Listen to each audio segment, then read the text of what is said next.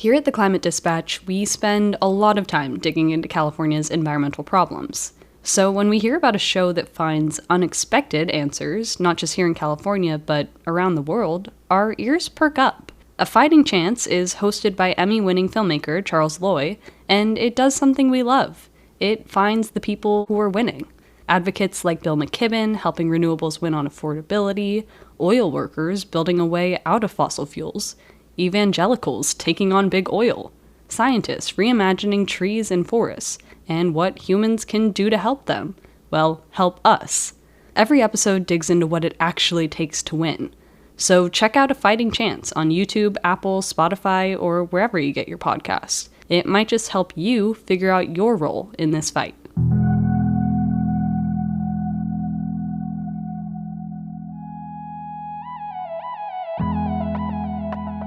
You're listening to the Climate Dispatch podcast, presented by Sierra Club California and Angeles Chapter, and Stranded Astronaut Productions. Available everywhere you listen to podcasts, we cover the stories of the climate crisis, from celebrating the wins to breaking down our fears, all while sharing collective hopes for the future. I'm Taya Jeanette, and today we're talking about the night sky, the stars that have guided us for thousands of years, and how light pollution might just be the easiest form of pollution we can tackle.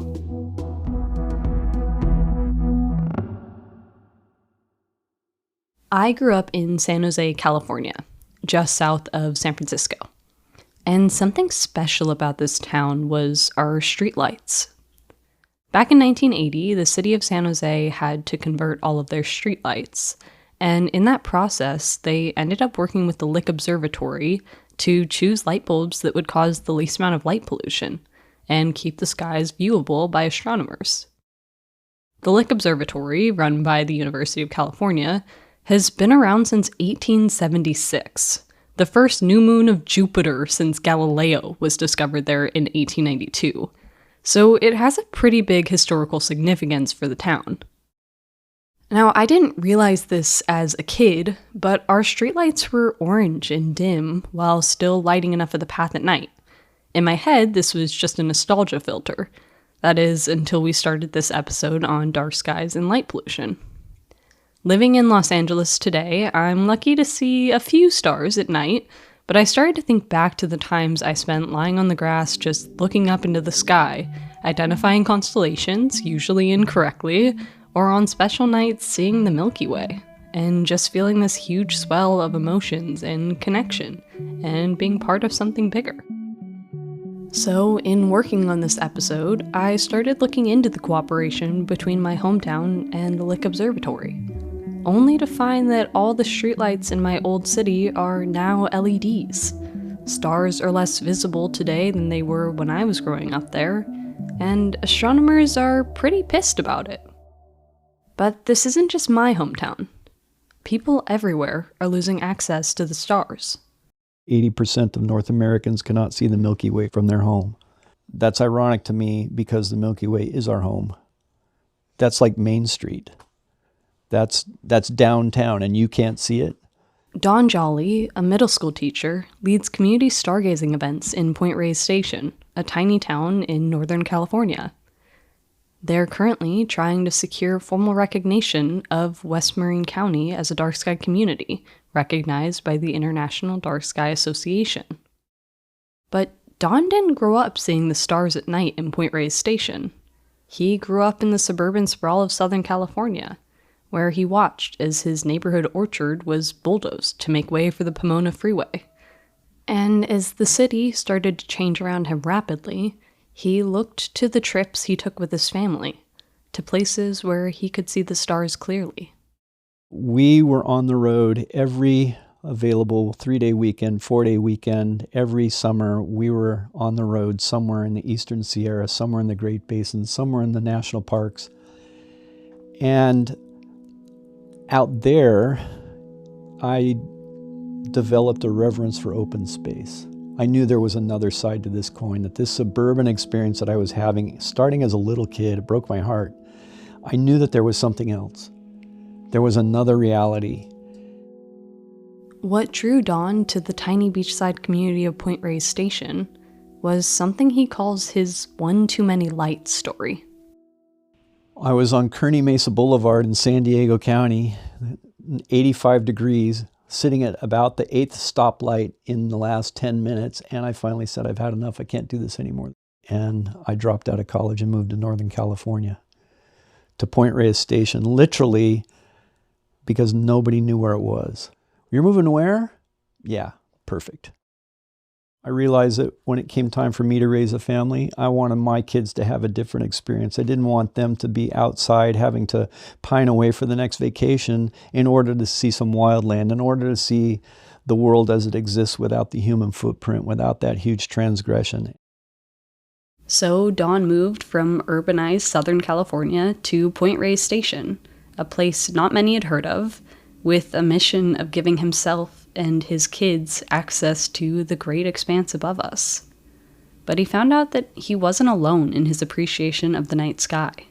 When the folks in Point Reyes in my community made it known that there was going to be this initiative to get recognized as a dark sky community, I got a call.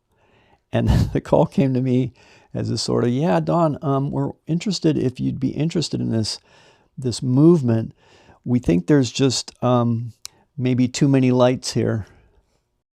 So I know part of your initiative in preserving these night skies is connecting people and educating them on the dark sky. What does that look like? What are these events that you're hosting? So we just came off of our Dark Sky Week that had a number of events, and one of them was our monthly stargaze. So the idea was originally, Don, would you be interested in helping educate people, introduce people to the night sky? We hear that you're sort of familiar with that. And I said, yeah, I can do that. What do you think is kind of the driver for people coming out to these events, especially when it's, a really cold night or a weeknight and they're making time to come out and just gather and look at the stars? Part of the draw is giving people cause and opportunity to reacquaint with this experience that maybe they don't have on their own. And sometimes it takes a little bit of guidance and a little bit of camaraderie to get out there. There's the beauty and the awe. I think people are hungry for something that they know in their hearts and souls have gone missing. I like to tell the story about Thales, the Greek philosopher who 2,000 years ago, 2,500 years ago, was walking along one night looking at the stars, and he fell into a well. And he was rescued by his maidservant, who chided him and said, look, man, this is a man who is so consumed with what's overhead that he knows not what lies at his feet. And I've told this story many times because I think when they tell our story in 2,500 years, they're going to tell that story on its head. Because I think that we are so consumed with what's right here in our hands, call it a cell phone, that we know not what lies directly overhead. And the crime in that for me, and I think people are realizing this, is that every shred of our sense of time and place derives originally from the passage of lights overhead, not just the sun, but the stars at night. And this has been the case for thousands of years. Those stars are also a template upon which have been written the stories of humanity. The greatest story ever told, co-authored by every person who's ever been alive. And that reaches back thousands of years, and in that story is reflected every hope, every dream, every failure, every disaster that humanity's ever experienced, and it's all in those stories. And so as we're out there at night, looking at the stars and identifying them, coming to know them as individuals rather than anonymous, just, okay, beautiful points of light, but they actually have names, they actually have associations. And so as we're pointing that out, I also try to include as many of the stories as I can that are relevant and maybe interesting, and so people have an experience, oh, geez, people 17,000 years ago were looking at that same sky and this is what they were thinking. And so there's this connection to not just the stars and the sky, but also to ourselves, our story.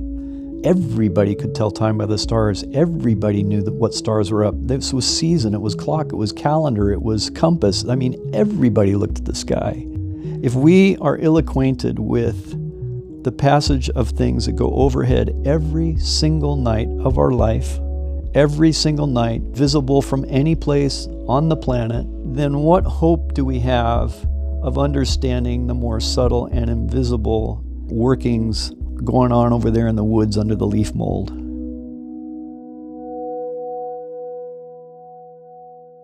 Don's way of thinking about the night sky expands our understanding of what it means to protect, conserve, and experience nature.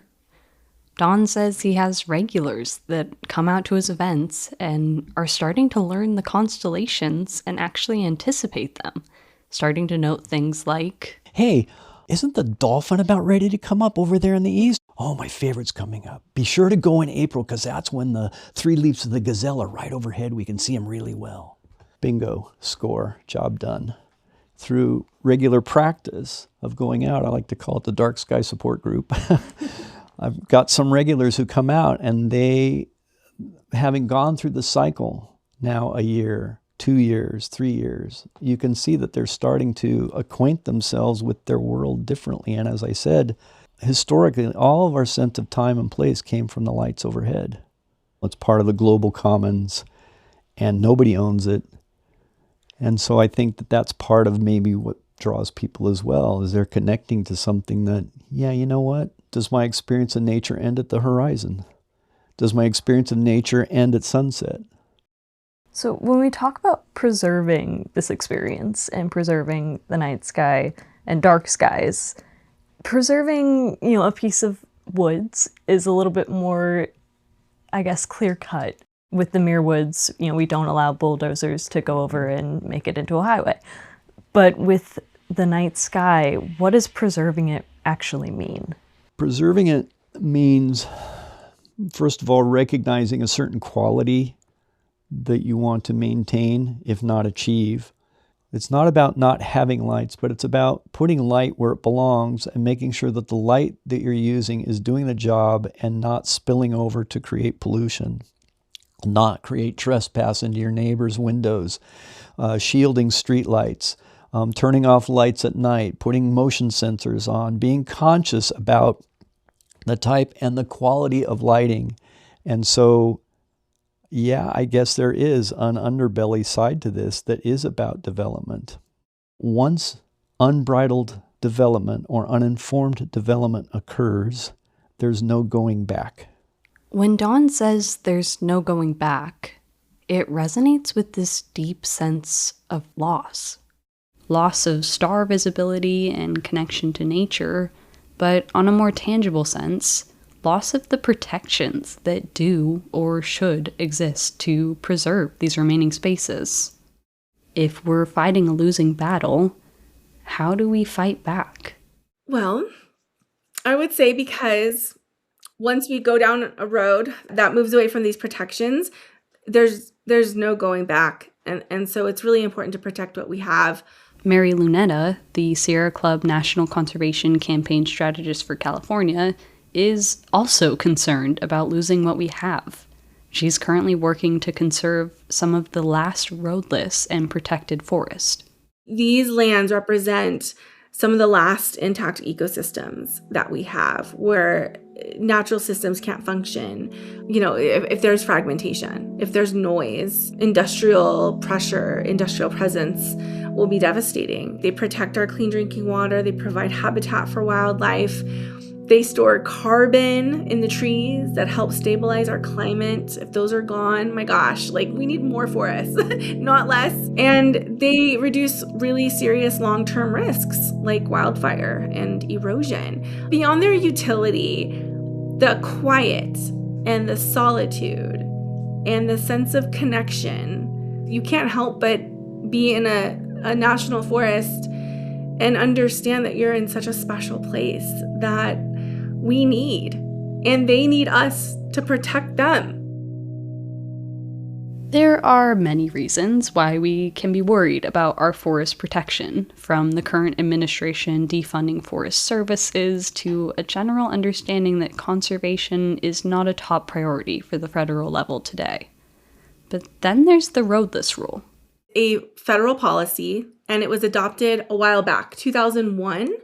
So we're, around 25 years that it's been enacted, and it protects a huge amount of national forest land across the country, 58.4 very close to 59 million acres of national forest land, including here in California, 4.4 million acres of national forest. The Roadless Rule has protected these millions of acres of forests from road constructions, large-scale logging, and most forms of harmful resource extraction and development for 25 years now. And by proxy, that protects our headwaters and our wildlife, our dark skies, our quiet and peaceful experience of these lands. So it's a pretty big, substantial rule that's been around for quite a while. I live in Idlewild, which is in Southern California, and I'm in the National Forest. My cabin is here in the National Forest, and we are surrounded by 2 roadless areas nearby. When people look at the map who really haven't heard about the Roadless Rule, they are immediately connected to certain forests and landscapes like, oh, I've been there before.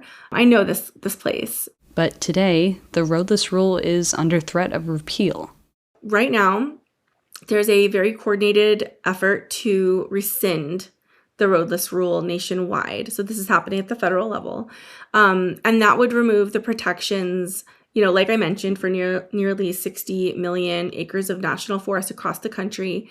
The justification that is being used is wildfire mitigation and forest management. But in reality, repealing the rule would really open these lands to new road building and logging, increased resource extraction, mining, and then, of course, it would undo decades now of science-based forest protection.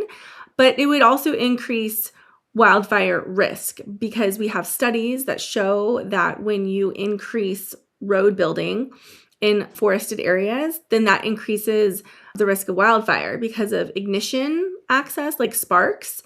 It also would just open up the door to more degradation.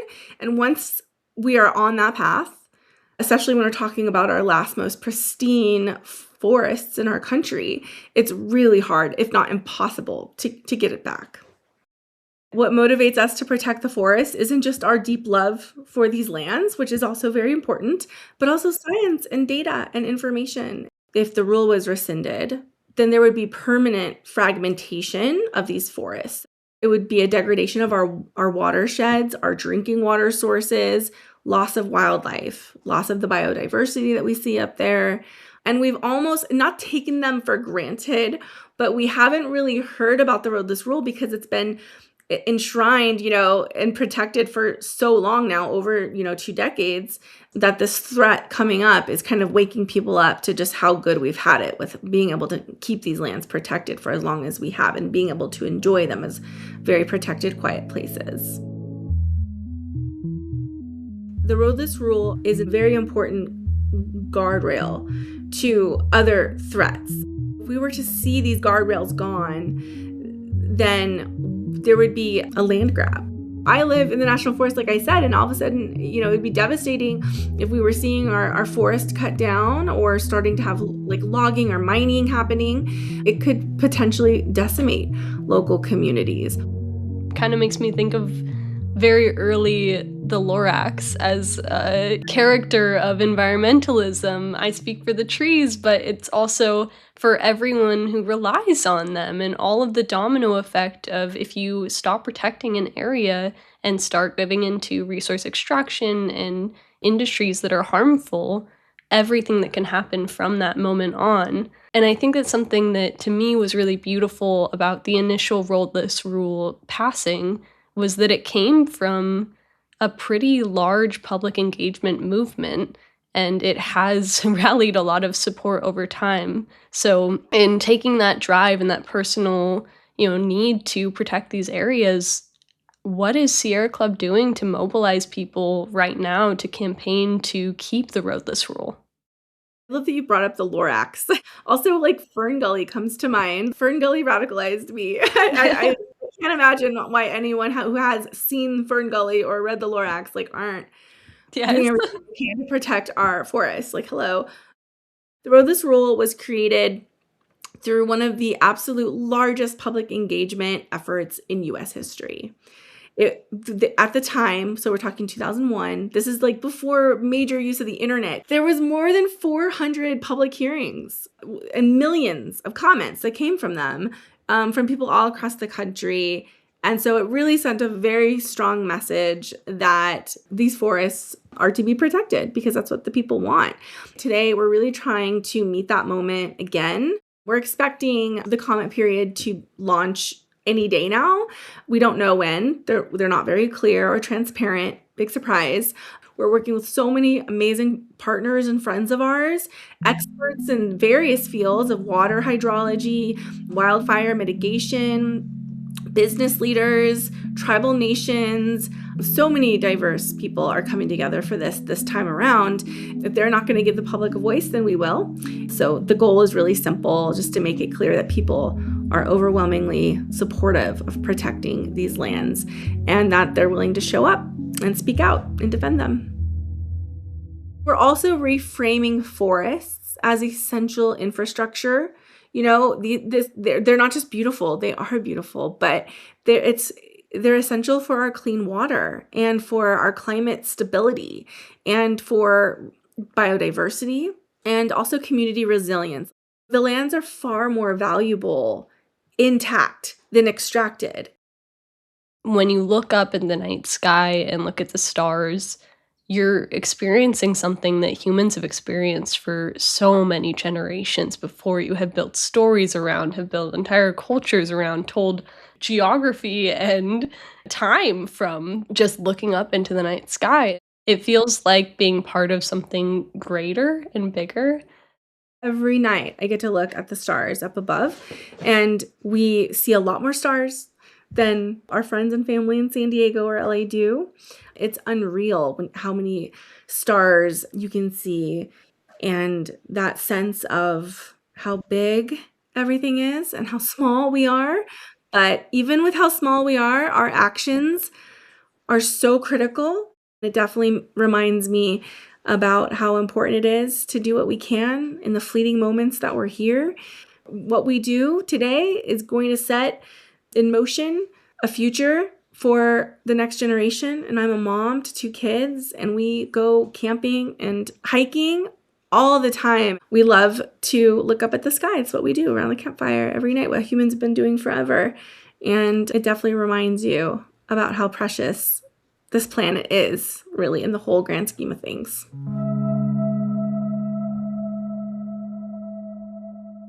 Have you ever wondered what businesses are doing, or should be doing, to confront climate change?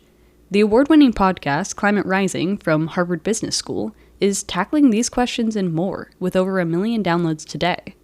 Recently named one of the best environmental podcasts by Earth.org, Climate Rising offers an exclusive glimpse into how entrepreneurs, business executives, and policy leaders are addressing climate change.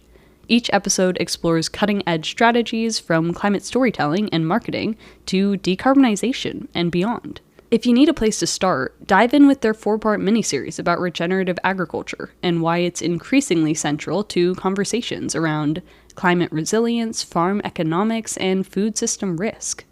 Follow the Climate Rising podcast on Apple Podcasts, Spotify, or wherever you get your podcasts. In the grand scheme of things, each of us as an individual is quite small.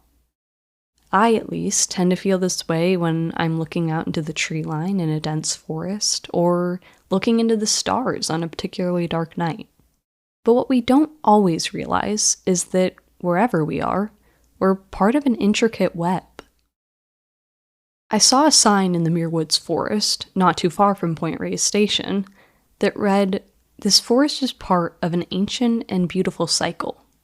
You've been part of this cycle your whole life." Don tells me a story of when he realized he was part of this cycle. One day, I was working in my garden, and there was a robin sitting on a fence post looking at me. It was about 4:30 in the afternoon, and this robin is looking at me, watching every move I make. A couple days later, I'm out there in the garden about 4:30, and there's a robin sitting there on the same fence post. And I realized that this was the same robin. As Don observed the routine and habits of the bird, the individuality of this robin became clear. I went from recognizing this as being a robin to being that robin. And once I did that, once I made the shift to realizing that that is the same bird occupying the same space, a personal connection identity happened to where now I followed with my eye where that bird went after that fence post. And that bird started knitting together for me an entire geography in the woods of which I was completely unaware beforehand. The same thing happens when we become personally acquainted with the stars. Yes, it's beautiful. Yes, it's astounding. But what happens when I know that that's Aldebaran, one of the 4 royal stars of Persia used for thousands of years to tell time, to tell direction? What happens when I come to know these stars is they knit together a geography, a bunch of stories, and in the same way that my life became bigger, my world became bigger by being personally acquainted with the birds, so too with the stars, I became personally acquainted to a larger world.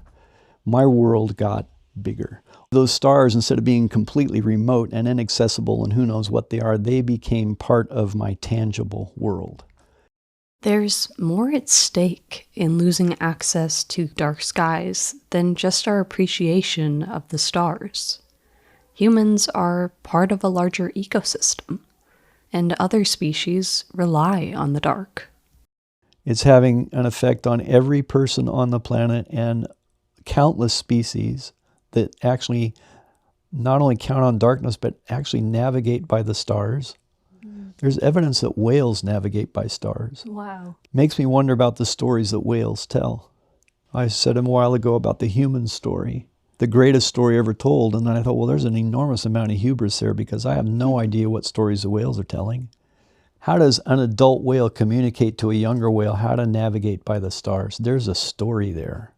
That doesn't just happen.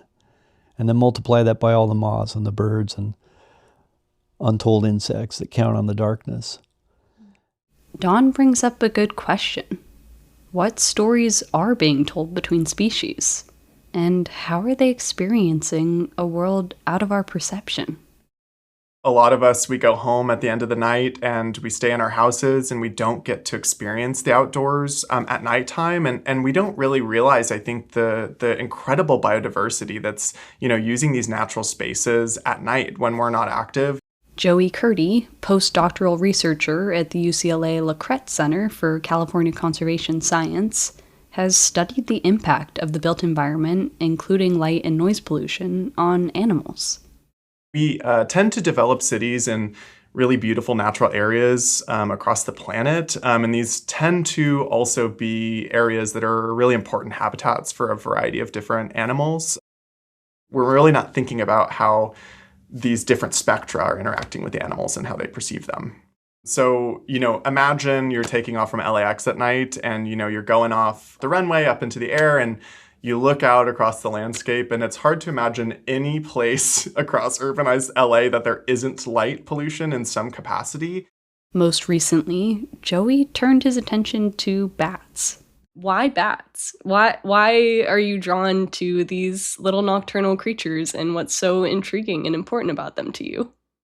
They're freaking adorable. I mean, when you see a bat up close, you fall in love, and that's what happened for me. Seeing them up close for the first time, they're just so freaking cute. I mean, that shouldn't necessarily be a motivating reason to study an animal, but it is. Bats are a really traditionally understudied group of organisms, which actually makes them really interesting to work on because we haven't answered a lot of the sort of fundamental questions. It's really easy to be a bat biologist and fill in some of these really critical data gaps and feel like your work is really important. You feel like you're making an impact. These animals are also nocturnal, so potentially the impacts of these stressors, especially artificial light at night, are going to be felt the most. Bats are so important for the ecosystem. They do so many important things for us. They're critical for pollination and dispersal of many different important crops that we love, like bananas and mangoes and guavas. And without their pest reduction services that they provide us, we wouldn't probably have coffee or chocolate. And many of the crops that we use in the United States, we wouldn't have that without bats. So bats are certainly benefiting humans, but our development seems to be harming them. As a nocturnal animal, they're uniquely impacted by light pollution. I'm starting to also think beyond just the built environment, but also these different gradients of stressors that may be associated with different features in the landscape like roads or buildings. This fragmentation and these different stressors have a multitude of different effects, and they're really species specific they can be. So you can imagine some species that might be, for example, migratory, might see light as an attractant, which can take them off their migratory routes. Some species are actually repelled by light, and so they might shift their entire activity to avoid parts of the night where they're most potentially illuminated and potentially coming up against things like predators. They're evolved and adapted to persist and hunt in complete darkness. Although they do have quite good vision, they can essentially catch and forage for insects, navigate back to their roosts with the complete absence of light. If you start to introduce these sources of glare and light pollution into these environments, it can disrupt their ability to do the things that they need to do to stay alive. Your little Myotis bat, the bats that I study that are really kind of the losers when it comes to their wing morphology. They have little short stubby wings and they're not really fast flyers. In fact, they kind of look like a butterfly when you're watching them through night vision. Things like light pollution can impact, for example, how much foraging an individual bat will go about in the night or the timing of that foraging. We also know that in some areas where these stressors are maximized or are at their greatest, bats will abandon their roosts altogether, which means they might be sort of pushed out of these environments. What we know from the human research is that these stressors like artificial light at night can have really kind of devastating consequences to people that are exposed to them chronically. The work that we're trying to do is to really be the first to try to map three-dimensional structure of some of these pollutants. We're really interested also in considering the complete spectrum of light. A lot of these original studies, they only considered light pollution primarily in terms of lux. So this is a metric generated based on the human perception of light and doesn't take into consideration that bats see a little bit into the UV and have different peak sensitivities that people do. The deeper connection that we can form with the animals or the plant life that we want to be protecting, the more likely we are to really fight for it. How do you think that the kind of connection to bats and nocturnal species can bring us back to this connection to the night as its own important ecosystem and space for all these other creatures that we might not be able to think about? How can bats help us kind of write that story of preserving dark skies? We fear what we don't know, and we don't know what we can't see. And unfortunately, bats as nocturnal flying animals, we almost never see them. I lead these walks on the LA River, and I have people come out, and I bring out these acoustic detectors, and I say, how many species do you think we'll see tonight? And I think the answer is usually, that one little brown one. But in reality, in Southern California, in our sort of broader ecoregion, we have somewhere around 21 different species that we can detect, which is nearly all the different species that we have in the state. There's a ton of diversity, and efforts by some of my colleagues, Miguel Ordeñana at the Natural History Museum of Los Angeles County, he's awesome. He did this really cool community science program called Backyard Bats, where he put bat detectors in people's backyards. It's in the name. Some of the remarkable findings is that essentially everywhere that you look in the city, you detect bats.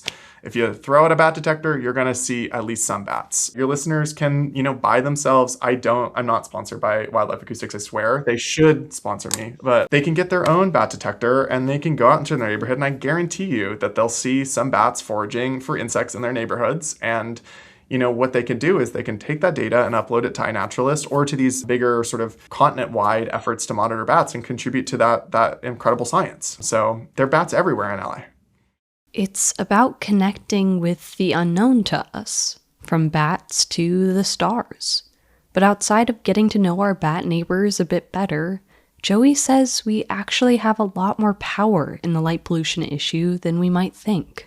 I think what we're told time and time again is that individual action doesn't have an impact on saving our planet. But I think when it comes to biodiversity, we are the primary force often in our habits and the places that we inhabit. We're the primary force driving this habitat destruction. And I think it's really our responsibility to basically take it into our hands and really be the change that we want to see in our local cities. And we have the power to affect that change. Artificial light at night is a really great example. You think about climate and carbon emissions, and they can be kind of daunting. With light pollution, the stressor is totally different, and the pollutant is totally different in that if we were to instantaneously shut off all the lights, we could 100% eliminate the impact. And so that really gives us a sense for, the efficacy of our ability to preserve these night skies and to reduce these pollutants. This sentiment that light pollution is a form of pollution that we can tackle today, something that we have true power and control over, was also echoed by Don. Artificial light pollution is arguably a form of pollution that affects most of humanity, an untold number of organisms on this planet, all of whom evolved over 4.6 billion years with a circadian rhythm. One of the constants and realities was that there's daylight and there's darkness, and every organism on this planet is adapted to that. And when you tamper with that, you just tampered with the mechanisms of, like I say, the conspiracy of elements that makes life possible. Here in West Marin, we are right on the edge of losing one of the bellwethers of a dark sky, and that's the Milky Way.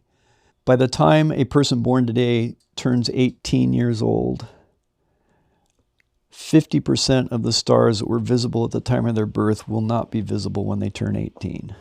Artificial light pollution is one of the most rampant forms of pollution globally. It is also argued that mitigating light pollution is one of the easiest pollutions to deal with. You can turn off a light and you just had an impact.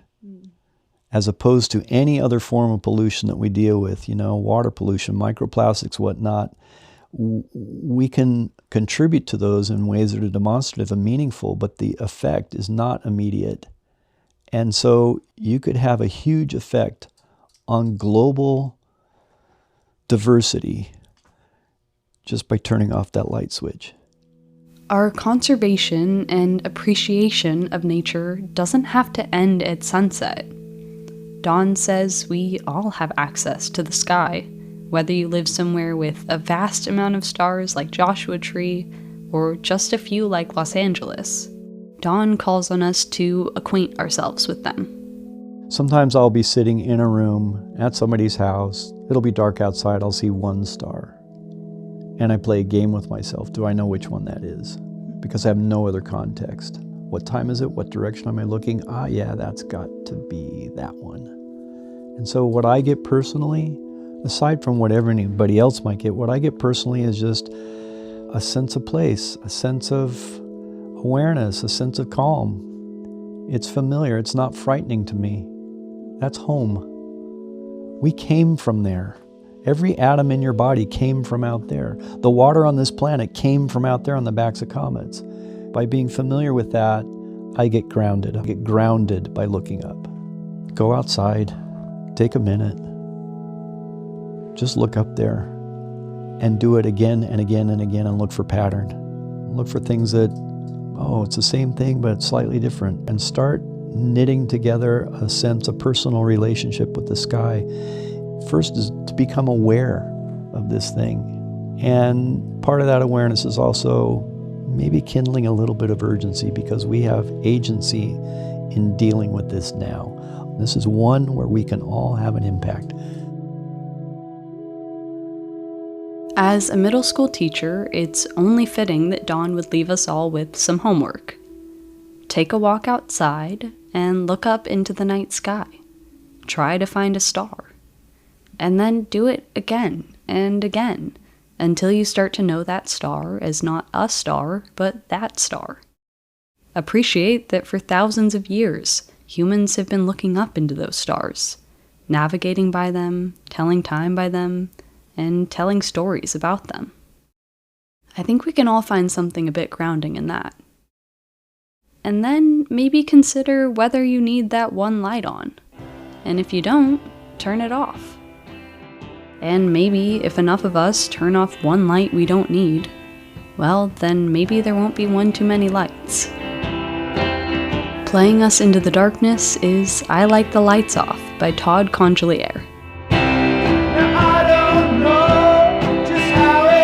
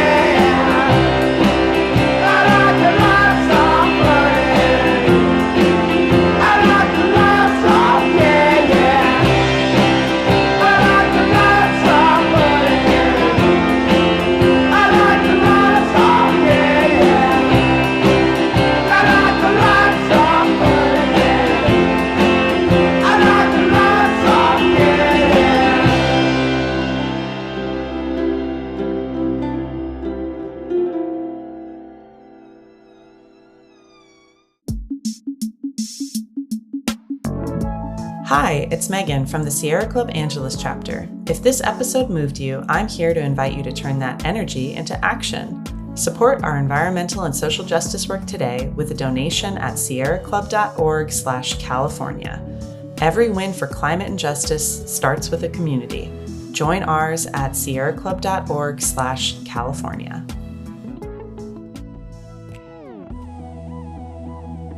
The Climate Dispatch is a podcast by Stranded Astronaut Productions in Sierra Club, California and Angeles chapters, produced by myself, Taya Jeanette, and Megan Spatz, with associate producer Sabrina Claros. Audio engineering and editing by Maxfield Biggs, and original theme music and score by Phil Hamilton.